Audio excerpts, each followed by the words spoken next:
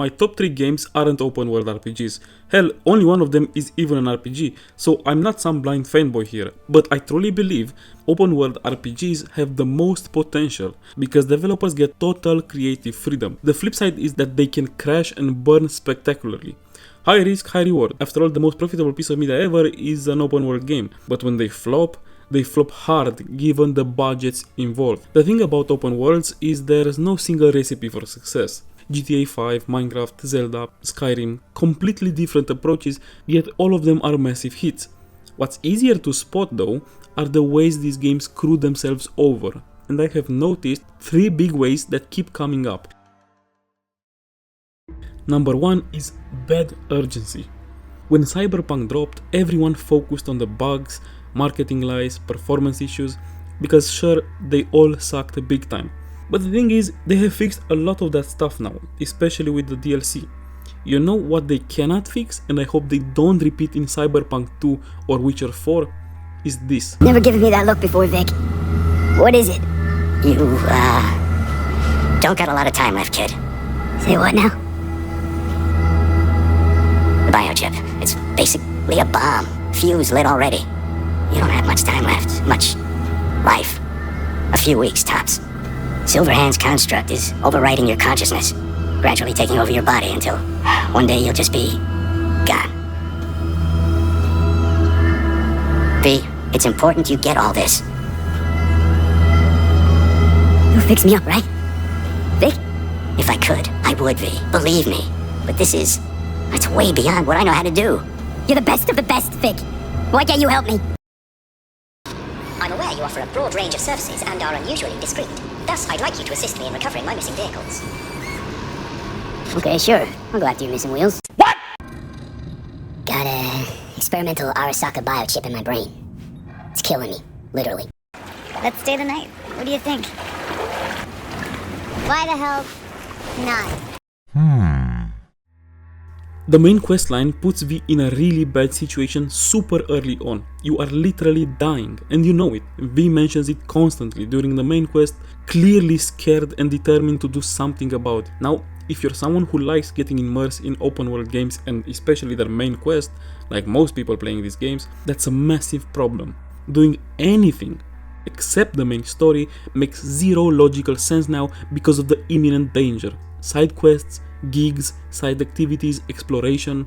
Basically everything that makes open world games great becomes completely illogical now. Why would I go on dates with people I barely know? Help someone with their botched penis enlargement surgery, or assist a weird AI capture his lost taxes when I've got 3 active main quests all about literally not dying at every given time. These urgent storylines can work if developers give them a bit of attention, so they do not break immersion. It's not like urgent tasks in main quests never worked in games before. Plenty have pulled it off. But you cannot just slap urgency into your main story and forget about it. Let's look at how other games handled similar urgencies, starting with Oblivion. Oblivion shows the easiest, lowest effort way and probably the worst method, but one that still works. In Oblivion, it's not just you dying, but the entire world is in mortal danger, and you learn this right at the start of the game. So how did Bethesda make it work without every non-world saving activity feeling illogical? Well, they did nothing. Seriously. You found out that the world is doomed maybe 20 minutes in. Bethesda gave us a blank slate character with zero personality. Want to become the world's greatest thief and ignore the apocalypse? Maybe you don't think the world can be saved. Maybe you're scared. Want to join the Dark Brotherhood? Maybe you're a psychopath who wants everyone to die anyway. Your character never expresses terror or determination. Not the best solution, but way better than making you feel like saving the world should obviously be your priority. A better approach was the original Fallout. They slapped a timer on a crucial task. Sounds restrictive, but there's plenty of time to explore. Plus logical ways to actually extend that time limit. This gives the threat tangible weight, whether you're doing side content or not, and you can actually just go back and explore side content once you realize that the time you have is more than enough, because sooner or later you will realize that.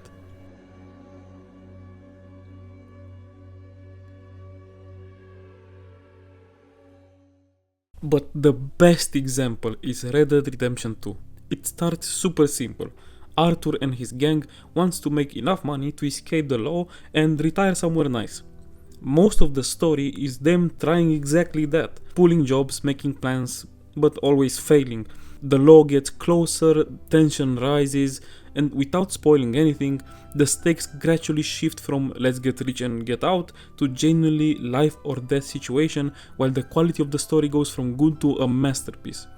This works perfectly because of how the story ramps up. Early on, when everything moves slower and the stakes are lower, you have time for side content. Nothing feels wrong because a case could even be made that many of the side activities actually work towards the main goal of the protagonist at that point. And even when that is not the case, Arthur isn't dying, so why not just enjoy life, go fishing, help strangers, or explore the world for a bit? But when the story really hits the fan and becomes truly urgent, here's the genius part. If you care about story immersion, most people get so gripped by the main plot that you won't want to do side stuff anyway. You'll naturally focus on the main mission because they become that compelling and tense. And if you haven't explored much by that point, well, with how intense and good the story gets, if side content was not something that attracted you so far, it won't do it now. The urgency always matches what you actually want to do. It's basically a perfect ramp up. The story starts good but not super urgent, giving you tons of time to explore the world. It slowly gets better and better and more pressing. Players who love side content get plenty of logical time to enjoy it, while main story focused players get pulled along super well without feeling like they're missing out on anything. Point is, it is not that hard and it was done before, and it's a shame to see games ignore it. I love Cyberpunk and I think the main story slaps hard, but exploring anything outside the main quest feels immersion breaking for the most game. Number 2 is lore in actual gameplay.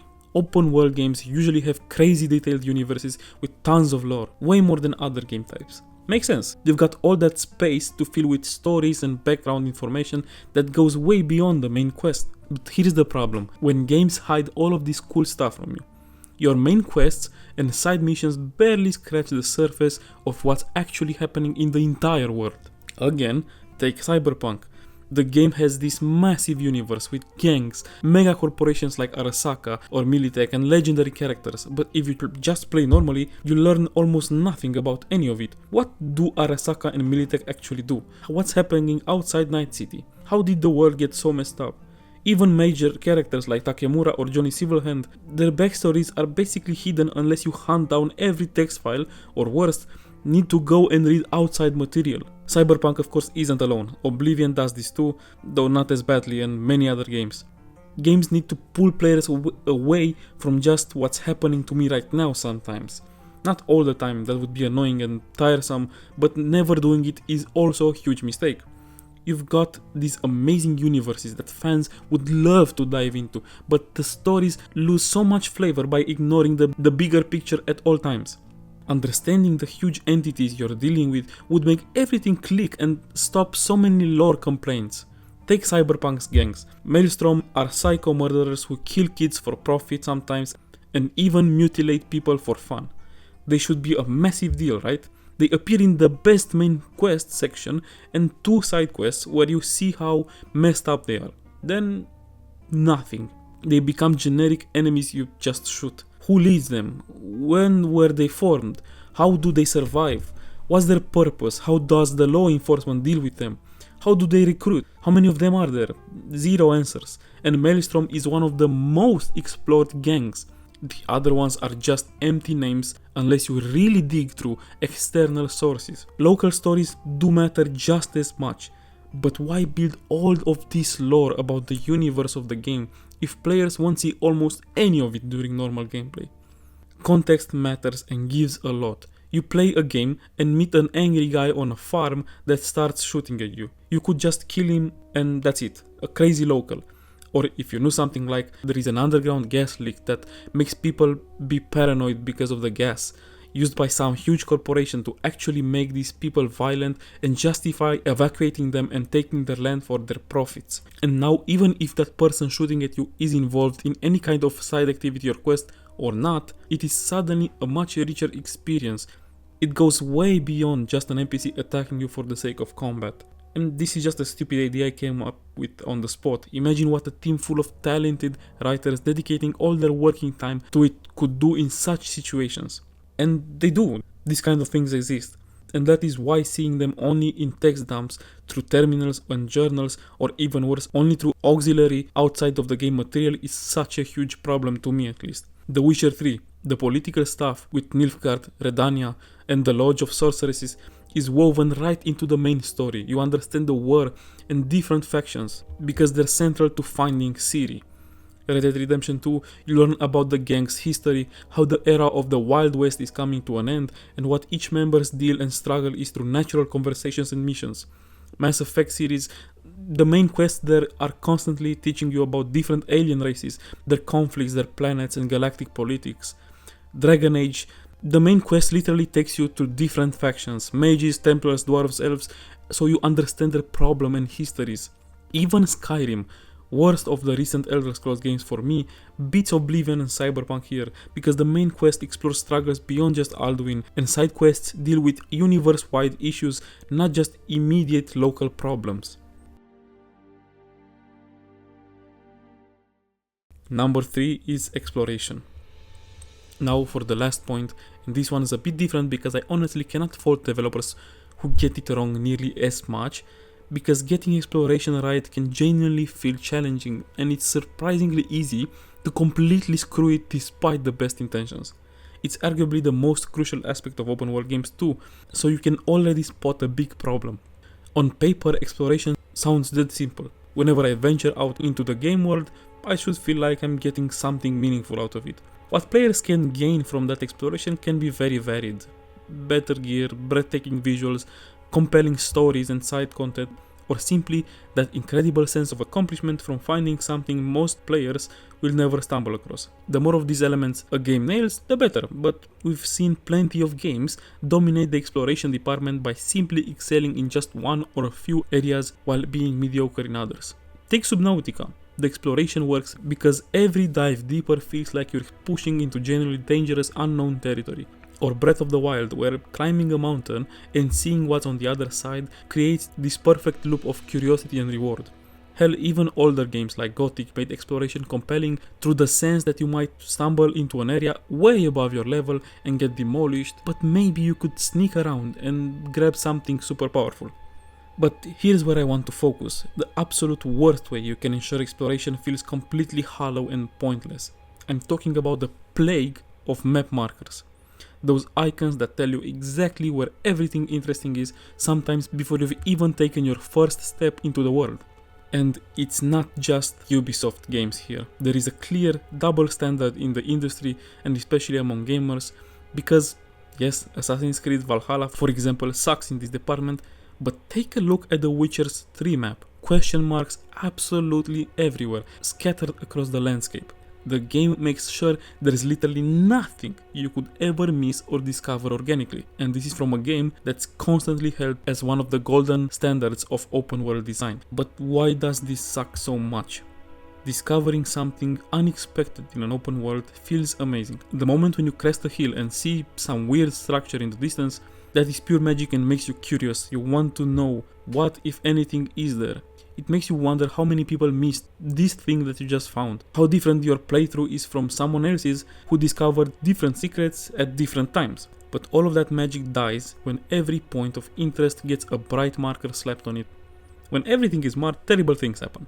First, you automatically know something is there, completely eliminating any kind of surprise. Second, the parts of the world without markers become psychologically marked as empty and worthless. And they usually are. Your brain learns that marker equals content, no marker equals a waste of fucking time. You're essentially playing a glorified checklist simulator instead of exploring a world. It changes how you move through the environment in a bad way. Instead of following interesting visual cues or your curiosity, you start beelining from marker to marker like you're following a goddamn GPS. Add fast travel on top of all of this, and you've killed exploration completely. Games like Morrowind, for example, understood that no quest markers pointing you exactly where to go, no convenient fast travel everywhere is the key. You had to pay attention to the world, memorize landmarks, understand the geography. Getting lost wasn't a failure, it was part of the experience and often led to the most memorable discoveries. Here's the baffling part though. Developers put in significant extra effort to create this problem. Someone has to manually place all of these markers, and to justify having so many, they fill those locations with copy-pasted, meaningless content. The same bandit camps, the same generic loot, repeated dozens of times. So discovering them, even in an organic way, it would still feel bad because every place, every point is the same. I know this example can sound stupid, but imagine if Minecraft had an icon for every cave entrance, every jungle temple, everything. It does sound stupid mentioning Minecraft here, but that's exactly what The Witcher, Assassin's Creed, Far Cry and so many others do. The fix isn't complicated. Developers just need to trust their players more, hide some things, make some discoveries genuinely secret, reward curiosity over completionism, and stop making every point of interest be boring because you have to have so many markers on the damn map.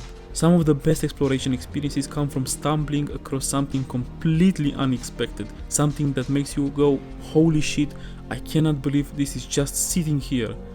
That feeling is worth more than 1,000 question marks on a map, and once that feeling is gone, you really lost something very valuable to this genre of games.